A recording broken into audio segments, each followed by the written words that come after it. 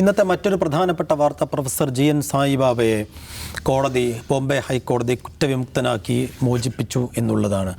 എന്നുവെച്ചാൽ മാവോയിസ്റ്റ് ബന്ധം ആരോപിച്ചുകൊണ്ട് UAPA ചുമത്തി കഴിഞ്ഞ 10 വർഷമായി ജയിലിലായിരുന്നു സായിബാബയും മറ്റു 6 പേരും. അതിൽ ഒരാൾ ഈ തടവ് ശിക്ഷയ്ക്കിടെ മരിക്കുന്ന ഒരു ചിത്രം കൂടി നമ്മൾ കണ്ടു. ബാക്കി 5 പേരെയും ഇപ്പോൾ മോചിപ്പിച്ചിട്ടുണ്ട്. അപ്പോൾ 10 വർഷം ജയിലിൽ കിടന്നതിന് ശേഷം സായിബാബയെ മോചിപ്പിക്കുമ്പോൾ അദ്ദേഹം ഇത്രയും കാലം കിടന്നതിന് എന്തിനായിരുന്നു? ഏറ്റവും പ്രധാനപ്പെട്ട കാര്യം 90% പോളിയോ ബാധിച്ച് ശരീരം തളർന്ന ഒരു മനുഷ്യൻ ചക്ര കസേരയിലാണ് ഈ 10 വർഷം തടവിലിരുന്നത്. അങ്ങനെ ഒരു മനുഷ്യൻ ഈ 10 വർഷത്തിന് ശേഷം മോചിതനാകുമ്പോൾ താൻ എന്തിനാണ് ഇത്രയും കാലം കിടന്നത്, എന്താണ് ചെയ്ത കുറ്റം എന്നുള്ള ചോദ്യങ്ങൾക്ക് ആര് ഉത്തരം പറയും എന്നുള്ളതാണ് ഏറ്റവും പ്രധാനപ്പെട്ട കാര്യം. അദ്ദേഹത്തിന് എങ്ങനെ നീതി ലഭിക്കും എന്നുള്ളതും ഒരു പ്രധാനപ്പെട്ട ചോദ്യമാണ്. അതാണ് നമ്മൾ രണ്ടാമതായി ചർച്ച ചെയ്യുന്നത്. നിഷാദ്, സായിബാബയ്ക്ക് ആര്, എവിടുന്ന്, എങ്ങനെ നീതി ലഭിക്കും? സായിബാബയോട് നമ്മുടെ സിസ്റ്റം അനീതി പ്രവർത്തിച്ചു കഴിഞ്ഞു എന്നുള്ളത് നമ്മൾ പലകുറി സംസാരിച്ച കാര്യമാണ്. കാരണം ഇതിനകത്ത് ആരാണ് ഉത്തരവാദിത്വം പറയേണ്ടതെന്ന ചോദ്യത്തിന് എനിക്ക് തോന്നുന്നു ആദ്യത്തെ ഉത്തരവാദിത്വം ഇന്ത്യയിലെ കോടതികൾ തന്നെ പറയണം എന്നതാണ്. കാരണം കഴിഞ്ഞ കുറേ കാലമായിട്ട് രാജ്യത്തെ കേസുകൾ, ജാമ്യം നിഷേധിക്കലുകൾ, ഈ നിരന്തരമായി വിചാരണ നീട്ടിക്കൊണ്ടുപോരുകൾ, അതിൻ്റെ പേരിൽ ആളുകൾ അകത്ത് കിടക്കലിൻ്റെ കാരണം പരിശോധിച്ചാൽ ഇന്ത്യയിലെ കീഴ്ക്കോടതികൾ അസാധാരണമായ വിധത്തിലോ അല്ലെങ്കിൽ വിചിത്രമായ തരത്തിലോ എടുത്തിട്ടുള്ള നിലപാടുകൾ ഇത്തരം ആളുകൾ അകത്ത് കിടക്കുന്നതിൽ ഒരു പ്രധാനപ്പെട്ട പങ്ക് വഹിച്ചിട്ടുണ്ട്. ഭീമ കൊറേഗാവ് കേസെടുക്കുക 6 വർഷമായിട്ട് 10-16 പേരെ പിടിച്ചകത്തിട്ടിരിക്കുകയാണ്. അവരുടെ മേലും ഒരു വിചാരണ നടപടികളും ആരംഭിക്കുന്നതെന്ന് വെച്ചാൽ ആളുകളെ ഇങ്ങനെ പിടിച്ചിട്ടിരിക്കുക. നോക്കൂ, സേഫും ഇന്ത്യയിലേണ്ട 5-5 ലക്ഷം തടവുകാരുണ്ട്. അതിൽ 75-76% ആളുകൾ വിചാരണ തടവുകാരാണ്. അവരുടെ കാര്യത്തിൽ ഒരു തീരുമാനം എടുത്തിട്ടില്ല. അപ്പോൾ 1.25 ലക്ഷം ആളുകളുടെ കാര്യത്തിൽ മാത്രമാണ് അവരുടെ വിധി പറഞ്ഞിട്ടുള്ളത്. ബാക്കിയുള്ള ആളുകൾ മുഴുവൻ വിചാരണ തടവുകാരായി കിടക്കുന്നു. ആ കിടക്കുന്ന ആളുകൾ ഇപ്പോൾ ഡൽഹി അല്ലെങ്കിൽ കശ്മീർ പോലെയുള്ള സംസ്ഥാനം, ബീഹാർ പോലുള്ള സംസ്ഥാനം എടുത്താൽ 4 പേര് ജയിലിലുണ്ടെങ്കിൽ അതിൽ 3 പേരും വിചാരണ തടവുകാരാണ്. അപ്പോൾ അവരൊരു പ്രിവിലേജ് ചേർത്ത മനുഷ്യരാണ്, നിയമസഹായം കിട്ടാത്തവരാണ്, അല്ലെങ്കിൽ ഈ കേസ് നടത്താൻ സാമ്പത്തികമായ പ്രയാസമുള്ള ആളാണ്. ഇന്ത്യൻ സിനാരിയോ, ലോകത്ത് തന്നെ വിചാരണ തടവുകാരുടെ എണ്ണം എടുക്കുമ്പോൾ ഏതാണ്ട് 6ാം സ്ഥാനത്തുള്ള ഒരു രാജ്യമാണ് ഇന്ത്യ. അങ്ങനെ ഒരു അപകടകരമായ സ്ഥിതിവിശേഷം നമ്മുടെ രാജ്യത്ത് എങ്ങനെ ഉണ്ടായി എന്ന് ചോദിച്ചാൽ അതിൻ്റെ ഒന്നാമത്തെ കാരണം നമ്മുടെ കോടതികൾ എടുക്കുന്ന സമീപനമാണ്. അപ്പോൾ ഈ കേസ് എടുത്തു നോക്കിയാൽ ഇപ്പം സായിബാബയുടെ ചരിത്രം നമ്മൾ പറയേണ്ട കാര്യമില്ല. ഇപ്പോൾ വളരെ ഏറ്റവും ദുർബലമായ ഒരു പശ്ചാത്തലത്തിൽ നിന്ന് വരികയും അക്കാദമി രംഗത്ത് വലിയ നേട്ടങ്ങൾ ഉണ്ടാക്കുകയും ചെയ്ത ഒരു മനുഷ്യൻ, ആ മനുഷ്യനെ ഗുരുതരമായ ഒരു സ്വഭാവത്തിൽ പിടിച്ച് ജയിലിലിടുകയാണ്. അപ്പോൾ ജയിലിലിടുന്ന എന്തിനാണ്?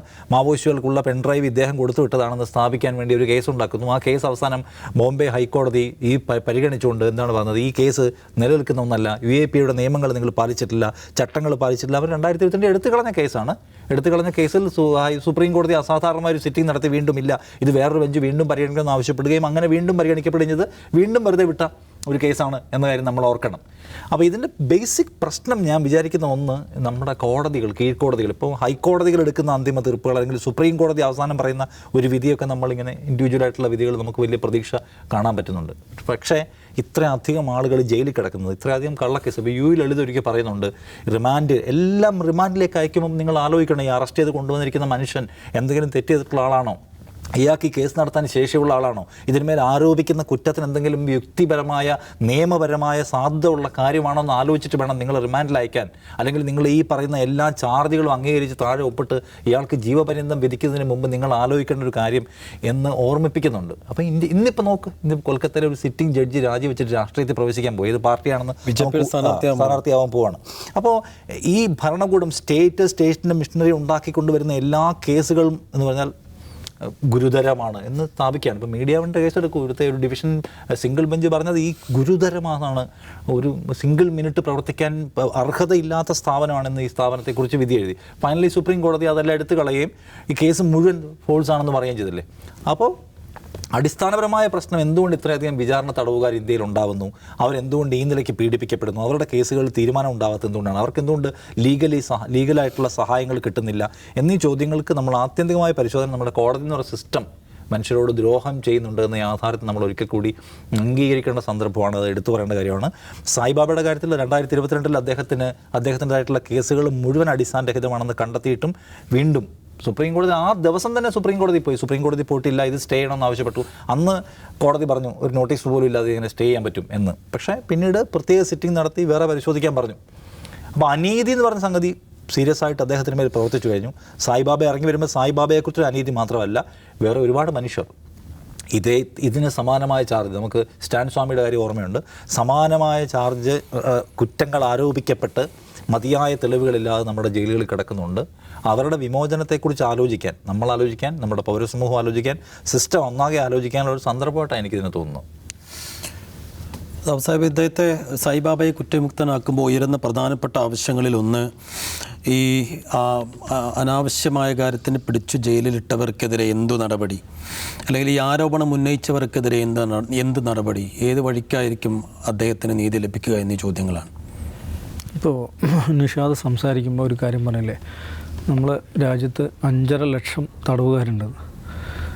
സെയ്ഫ് ഖത്തറിൽ വർക്ക് ചെയ്ത ഒരാളല്ലേ? ഖത്തറിൻ്റെ മൊത്തം ജനസംഖ്യ എത്രയാണ്? 2.2 മില്യൺ എങ്ങാണ്ടാണ്. 2.7 അതും വിദേശികളും കൂട്ടി എന്ന് പറഞ്ഞാൽ അവിടുത്തെ ജനസംഖ്യയുടെ ഇരട്ടി നമ്മുടെ നാട്ടിൽ തടവുകാരെന്ന് വെച്ചാൽ ഒരു രാജ്യത്തിൻ്റെ ജനസംഖ്യയേക്കാൾ ഖത്തറിന് വേറെയും ഒരുപാട് രാജ്യങ്ങളായിട്ട് കമ്പയർ ചെയ്യാൻ പറ്റും. എന്ന് പറഞ്ഞാൽ അതിഭീകരമായ നമ്മുടെ ജനതയിലൊരു അതിഭീകരമായൊരു അത്രയും വലിയൊരു ശതമാനത്തെ പൂട്ടിയിട്ടിരിക്കുന്ന ഒരു വ്യവസ്ഥയാണ് നമ്മുടേത്. ഇത് നമ്മൾ മനസ്സിലാക്കണം. ഇങ്ങനെ ഉണ്ടെങ്കിൽ അതിലെന്തോ ഒരു പ്രശ്നമുണ്ടല്ലോ. ഒന്നുകിൽ നമ്മുടെ ജനതയ്ക്കൊരു കുഴപ്പമുണ്ട്, അല്ലെങ്കിൽ നമ്മുടെ സിസ്റ്റത്തിന് കുഴപ്പമുണ്ട്. നമ്മുടെ ജനതയിൽ ഇത്രയും വലിയൊരു വിഭാഗത്തെ പൂട്ടിയിട്ടിരിക്കുന്നു എന്ന് പറഞ്ഞാൽ എവിടെയോ ഒരു തകരാറുണ്ടല്ലോ. ഈ തകരാർ ആരാ പരിഹരിക്കേണ്ടത്? സ്റ്റേറ്റ് തന്നെയല്ലേ പരിഹരിക്കേണ്ടത്? ഈ ഒരു സ്റ്റേറ്റിനെ സംബന്ധിച്ചിടത്തോളം ഞങ്ങൾ ഇത്രയും ലക്ഷം ജനങ്ങളെ പൂട്ടിയിട്ടിരിക്കുകയാണ് എന്നുള്ളത് ഒരു പോയിൻ്റായിട്ട് എന്താണ്, നമ്മൾ വിശ്വഗുരുവായ രാജ്യമല്ലേ, ഈ ഒരു വിശ്വഗുരുവിൻ്റെ വലിയ ഏറ്റവും ഒരു മഹത്വമായിട്ട് കൊണ്ടെടുക്കാൻ പറ്റും. ഇതാണ് ഇതിൻ്റെ പ്രശ്നം. കഴിഞ്ഞ വർഷത്തെ NCRBയുടെ കണക്കിൽ പറയുന്ന വേറൊരു കാര്യമുണ്ട്. ഒരു വർഷം 2000 കൃത്യം കണക്കാൻ പറഞ്ഞു, 2000-നടുത്ത് 1800 സംതിങ് എന്നാണ് എൻ്റെ ഓർമ്മ, ആളുകൾ ജയിലിൽ മരിക്കുന്നുണ്ട് ഇന്ത്യയിൽ. ഒന്ന് ആലോചിച്ച് നോക്ക്. ഒരാൾ ജയിലിൽ കിടക്കുന്നതാണ് അതിൻ്റെ അർത്ഥം എന്താണ്? അയാൾ സ്റ്റേറ്റ് അയാളുടെ കസ്റ്റോഡിയനായിട്ട് നിൽക്കുകയാണ്. സ്റ്റേറ്റിൻ്റെ സമ്പൂർണ്ണ ഉത്തരവാദിത്തത്തിലാണ്. അയാളുടെ ഹെൽത്ത്, അയാളെല്ലാ കാര്യങ്ങളും സ്റ്റേറ്റ് നോക്കണ്ടേ. ഈ കേസിൽ GN സായിബാബയുടെ കേസിൽ കഴിഞ്ഞ വർഷം ഒരു സായിബാബയുടെ സഹതടവുകാരൻ മരിക്കുന്നുണ്ട്. 32 വയസ്സുണ്ടായുള്ളൂ. എന്താണ് നാറോട്ട് എന്ന് പറഞ്ഞൊരു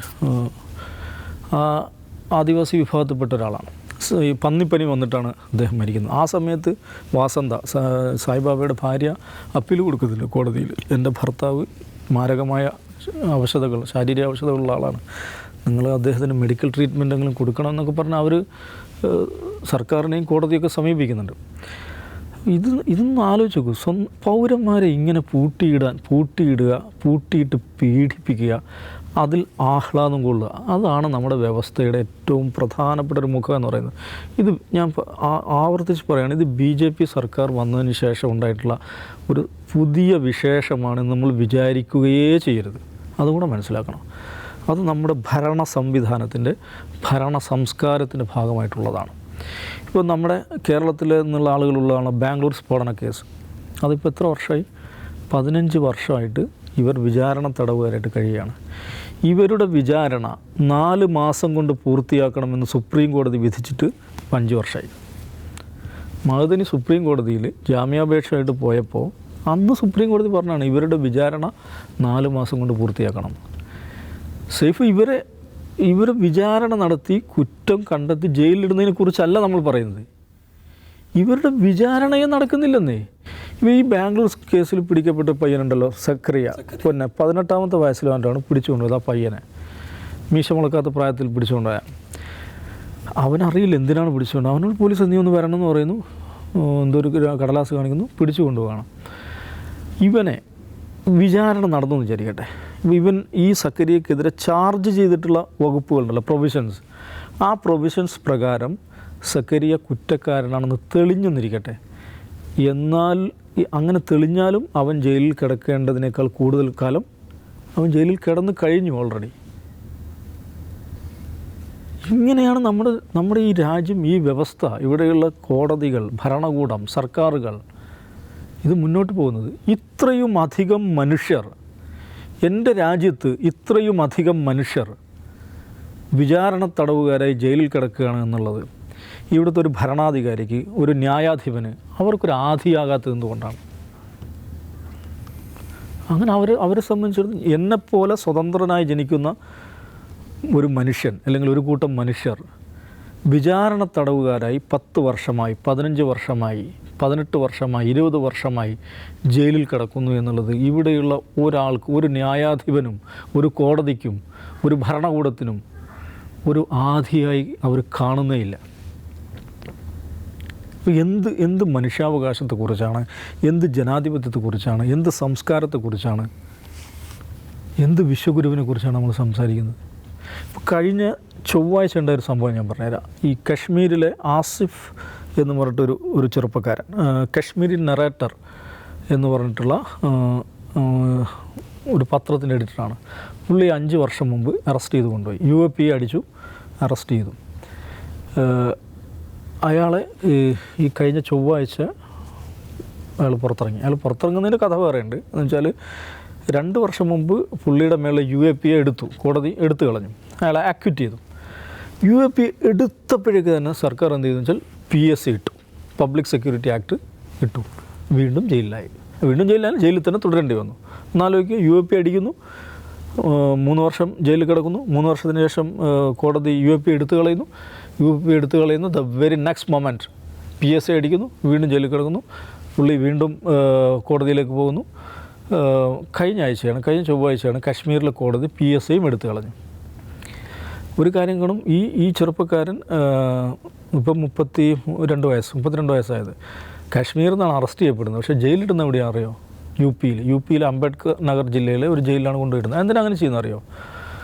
കുടുംബക്കാരെ സന്ദർശിക്കരുത്,